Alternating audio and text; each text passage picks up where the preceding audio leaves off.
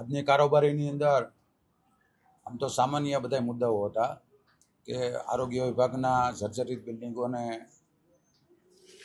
Demolition કરવાની મંજૂરી આપવાની હતી. બાકીના અમારા બાંધકામના 21 કરોડ જેવા કામને પણ અમે આજે મંજૂરી આપી. સિંચાઈ વિભાગના 4 કરોડના કામો જે હતા એમ કુલ મળીને 25 કરોડના કામોને આજે અમે કારોબારી સમિતિએ મંજૂરી આપી. હા, જે તપાસ કમિટી નિમાઈ ગઈ છે અને વાઘાણી પાણી પુરવઠાના કાર્યપાલક ઇજનેર આની તપાસ કરી રહ્યા છે. પણ સામાન્ય રીતે હજી આપણે એને તપાસ આપી એને 15 દિવસ થયા, એટલે એ એમની ટીમની સાથે તપાસની કાર્યવાહી ચાલુ છે. અને જ્યારે તપાસ પૂરી થઈને જે રિપોર્ટ આવશે એ રિપોર્ટ આપ સમક્ષ આપણે રજૂ કરશું. એટલે સામાન્ય રીતે એમને તપાસ તો 1 મહિનાની અંદર પૂરી કરવા માટે ડીડીઓશ્રીએ સૂચના આપેલી છે ડીડીઓ સાહેબે. પરંતુ આ સીએમના કાર્યક્રમો આવતા અઠવાડિયું તો એની અંદર બધા કાર્યક્રમની અંદર રોકાયેલા હોય અને નાના નાના કામો હોય, નાના ઝીણા કામની જે મંજૂરીઓ હોય તેની તપાસ કરતાં થોડોક સમય લાગે.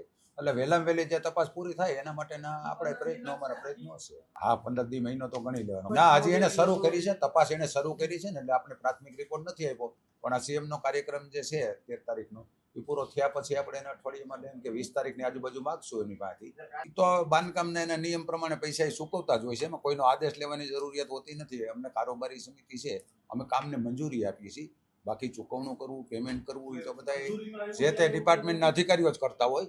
અને એને આપણે 20 લાખ રૂપિયાનું પેમેન્ટ ચૂકવું છે, 84 લાખ સામે. એટલે માની લ્યો એને 20 લાખ રૂપિયા ચૂકવા હોય કે 22 લાખ રૂપિયાને ચૂકવા હોય તો એની ડિપોઝિટ ને બધું ટેક્સ ને કપાતા એમને ઓછા જ પૈસા મળતા હોય. ખર્ચો તો 84 લાખ રૂપિયાનો જે ખર્ચો થયો છે ને, 84 લાખ રૂપિયાના બિલો રજૂ થયા છે. જો આ જવાબ છે ને તેથી આપણે અધિકારી પાસેથી જ લીધા ને, કાર્યપાલક ઇજનેર પાસે જવાબ લીધો કે ભાઈ કેટલાનો ખર્ચો થયો છે, તેને 84 લાખ રૂપિયાનો ખર્ચો બતાડ્યો અને 20 લાખ રૂપિયાનું પેમેન્ટ કર્યું છે. એટલે એમાંથી જે કપાતા બાદ થઈ હોય ને રકમ કારોબારીમાં એટલે ન આવે કે આ બિલ છે 15 લાખ સુધી બધી સમિતિને અમે પાવર આપેલા છે કે સમિતિઓ 15 લાખ સુધીની કોઈ પણ મંજૂરી હોય તો એને ડીલે ન થાય એટલા માટે એ મંજૂરી આપી શકે છે.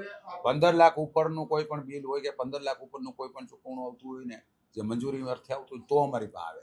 અને આ જે મેન્ટેનન્સ જે આ જે કેળવણીનો ટ્રાન્સપોર્ટનો જે ખર્ચો થયો છે એ રેટ ઉપર થયેલો છે, ટેન્ડરથી નથી થયેલો. કે જે 12 મહિનાના વાર્ષિક ભાવ રજૂ કરેલા હોય એમની પાસે આ કામ કરાવેલું હોય એટલે એ લાખ કે 2 લાખના જ બધા બિલ હોય. હવે એમાં તમારી વાત સાચી છે. અભ્યાસ કરવાની અંદર જેને અમે તપાસ આપી છે એનો અમને થોડોક રિપોર્ટ મળે, અમે એની પાસે વચગાળાનો રિપોર્ટ માગશું કે ભાઈ તમે જે તપાસ કરી એમાં તમને શું લાગ્યું છે. એવું લાગે તો અમે પણ હા વચગાળાનો રિપોર્ટ લેવું. અમને એવું લાગશે તો અમે કોઈ સદસ્યોની પણ ભેગે સાથે રાખશું. અત્યારે તો એને અધિકારી તરીકે જે તપાસ કરે છે એને જે સ્ટાફ જોતો હોય એ સ્ટાફ લેવાની છૂટ છે, પણ એની સાથે અમે સદસ્યો કે કોઈ પણ આગેવાન હોદ્દેદારો પણ સાથે રહેશું. હજી તો એને તપાસ શરૂ જ કરી છે. કારણ અત્યારે કમિટીમાં અધિકારીને જ મૂક્યા છે. વંકાણી સાહેબ છે ને જે કાર્યપાલક ઇજનેર પાણી પુરવઠાના, એને તપાસ સોંપી છે.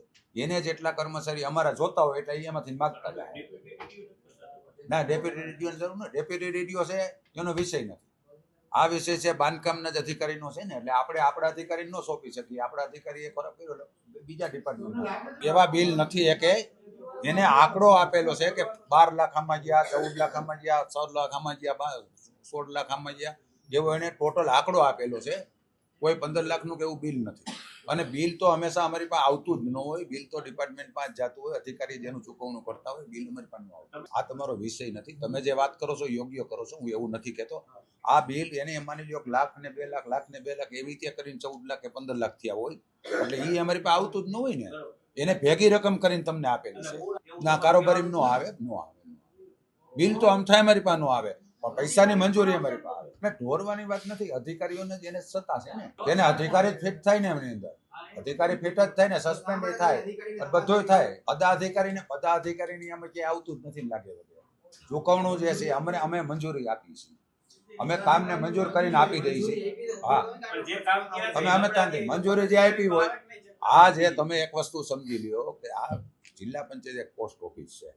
સરકારશ્રી વિભાગમાંથી જે મંજૂર થઈને આવે એને અમારે બહાલી આપવાની છે. ત્યાંથી માની લો 5% એ બહુ મંજૂર થઈને એવું 5% અમે બહાલી આપી છે. એવું રિક્સ અમને નથી એ લોકો આપતા કે ભાઈ તમે આને મંજૂર કરો. અમે મંજૂર કરીએ છીએ પણ એના નિયંત્રણ નીચે, સરકારશ્રીના ધારા ધોરણ નિયંત્રણ નીચે. ના જોતા જ હોય ને આવું. પણ સાહેબ તમારી વાત બહુ સાચી છે. પણ મેં કીધું એમ કે સરકારશ્રીના ધારાધોરણ મુજબ નિયમ મુજબ ત્યાંથી મંજૂર થઈને આવે અને એને આપણે બહાલી આપવાની છે. આજે અમને એવો પાવર નથી, કોર્પોરેશન જેવો પાવર નથી. તમે જે પ્રશ્ન કરો કોર્પોરેશન હા અત્યારે લઈ જ છે ને.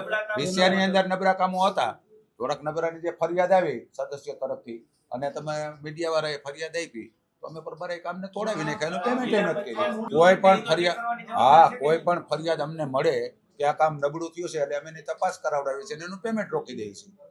આ વિષયની અંદર જે 2 જગ્યાએ હતો તો 2 જગ્યાએ અમે પેમેન્ટ રોકી દીધું, બીજી વાર કામ કરાવડાવ્યું. એવું નથી, કામ તો કરવું જ પડે ને. બીજી વાર હજી એની મુદત પૂરી નથી થઈ પણ એને લેટ કામ થયું છે. એને મુદત વધારવા માટે અમારી પાસે કાંઈ આવ્યું નથી. કામ થોડુંક ડિલે થયું છે. જો ઝડપથી નું પડે તો સમય મર્યાદામાં તો તોય પૂર્ણ નહીં કરી શકે, સમય તો ઘટશે જ એને. પણ એના 2-3 કારણો હતા. એક તો થોડુંક અમારે જે પ્રશ્ન હતો કે પહેલાં તો અમને જગ્યા નહોતી મળતી. જે આ જિલ્લા પંચાયત આ બિલ્ડિંગ જે મળ્યું ને અમને 4-5 મહિના લેટ બિલ્ડિંગ મળ્યું. ત્યાં સુધી અમે અહીંયા શિફ્ટ કરી ગયા નહોતા. શિફ્ટ ન કરી ત્યાં લગન ડિમોલેશન ન થાય. પછી એક કેન્ટીનની અમારી મેટર હાલે છે, કોર્ટ મેટર હાલે છે. એ પછી અમારે એવું કર્યું, કોર્ટ મેટરને કારણે ડિલે થતું હતું એટલે એમનું બિલ્ડિંગને નજીક લીધું, એટલી જગ્યા છોડીને ઊભું કર્યું. અને એ જ્યારે કાઢીને અમારે કરવાનું હતું ને તો વ્યવસ્થિત થતું હતું. પણ કોર્ટ મેટરના હિસાબે તો કોઈ નિર્ણય આપણે લઈ શકવાના નથી. કોર્ટે જે એને સ્ટે આપ્યો હોય, હવે એનો જજમેન્ટ ન આવે ત્યાં સુધી તો આપણે કામ ન કરી શકીએ. એટલે આપણે નજીક લઈ એને 5-6 મહિના તો એમ ડિલે થયું. એને તો આમ તો 18 મહિનાની મુદત હોય ત્યાર કરવાની, પણ 18 મહિનામાં તો 6 મહિના મેં કીધું એમ થોડાક લેટ આના કારણે ગયું છે. કારણ કે એમાં એનો વાક નથી આવો.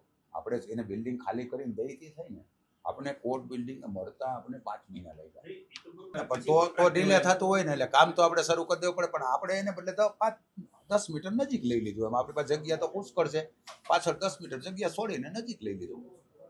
એટલે એના કારણે હાવ નથી ડિલે થયું. ડિલે થવાનું કારણ કે આપણને બિલ્ડિંગ નહોતું મળ્યું.